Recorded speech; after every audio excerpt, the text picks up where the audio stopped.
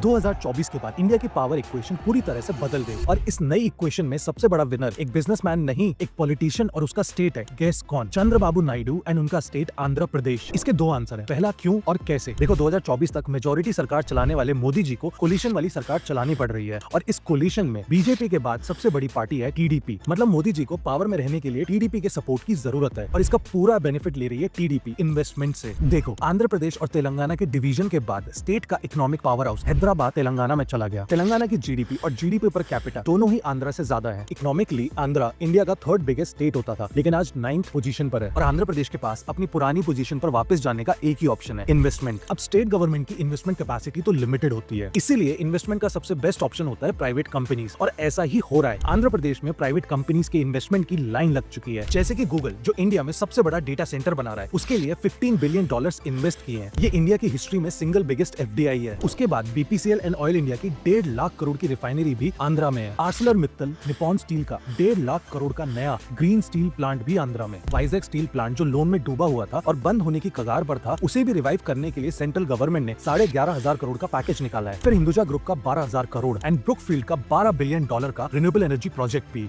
ये सब देखकर तो ऐसा लग रहा है जैसे चंद्रबाबू नायडू इस टाइम पर इंडिया के सबसे स्मार्ट सीएम है। लेकिन कुछ लोगों का कहना है कि वो एनडीए को छोड़कर इंडिया अलायंस में जाएंगे। लेकिन सवाल ये है कि जब एनडीए में रहते हुए इतना बेनिफिट मिल रहा हो तो फिर कहीं और जाने की क्या जरूरत है।